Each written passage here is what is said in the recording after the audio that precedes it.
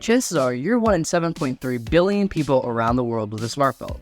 And even more likely is that you're watching this video on one. You know what I also know? You only have one kidney. Jokes aside, have you ever wondered why smartphones cost a fortune? Oh my god, bro. Oh, hell no, man. If yes, you're in the right place, and in this video, I'm going to explain exactly that. Welcome to the Monkey Tech.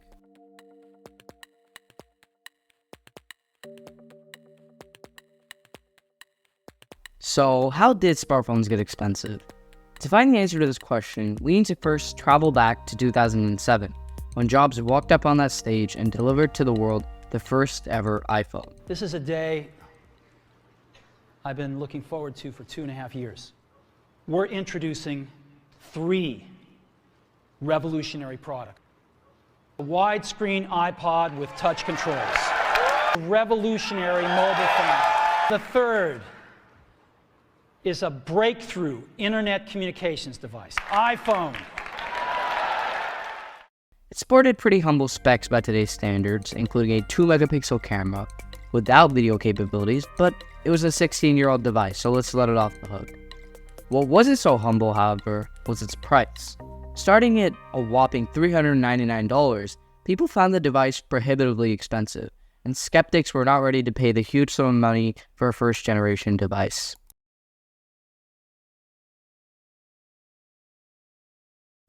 But smartphones were a novelty when they were first released, so you could say that the price was expected for a revolutionary new computing device. Samsung and other major Android companies entered the revolution a little later than the iPhone. Since Android is a software used by many other companies, each individual company's pricing and marketing strategy often varied. For example, Samsung's Galaxy S was also $399, but the OnePlus One started at a mere $299 at launch. Keeping in mind all of these were flagship phones of the day, it's definitely obvious that prices were drastically lower than equivalent flagships today. One reason that justifies this change is the rapid technological advancements that take place with each new phone generation.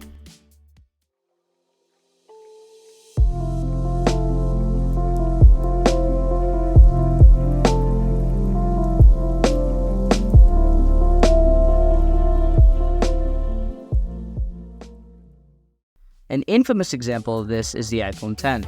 The iPhone X was Apple's most daring leap since the original iPhone due to the new full-screen OLED display that stretched from corner to corner, ditching the old big bezels and I'm a boomer look. It was created by folding the OLED panel, a necessary technology that took up screen real estate underneath the display, which left a lot more room for the display itself to take up. Amazing, right?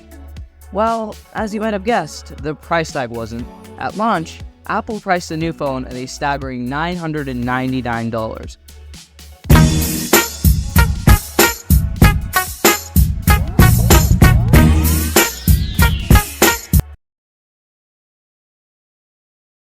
Months and months of effort from some of the world's brightest engineers and expensive research costs were put together to make the iPhone X possible, which just added to the cost.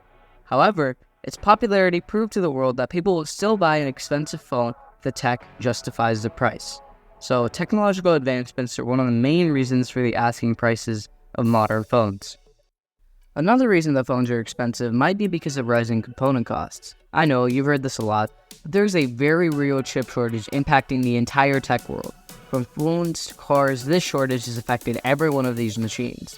Since tech products launch with especially slim margins, any kind of extra cost will increase the final price of the device critically. This is why Apple didn't install a new chip on the iPhone 14s this year.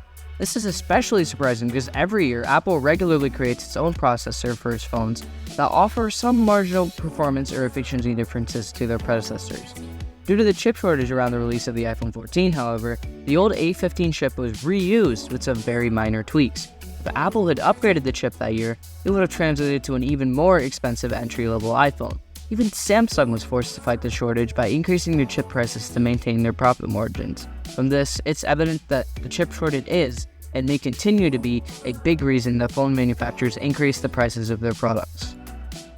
Market positioning is another key player in pricing smartphones. Let me explain. When you have big players in the smartphone industry like say Samsung or Apple, they tend to position their products based on their value. When you buy a phone from Samsung or Apple, you know you're buying into something reliable and user-friendly. In other words, when you're buying a phone, you're really buying into the ecosystem, and major companies will go to a large extent to make sure that it is not cheap, which is referred to as market positioning. As I mentioned before, only major companies do this, and it also psychologically attaches you to your device. Here's a good example.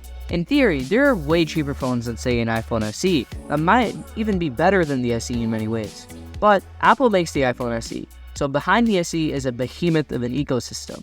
Because Apple is such a luxurious and recognizable brand name, customers are likely to look past things such as camera resolution or performance differences in order to buy into an iPhone. So using market positioning, companies will often increase the asking price of their entry-level devices because they know that customers will buy the device even at a pretty unfair price point. The final reason is ecosystem integration.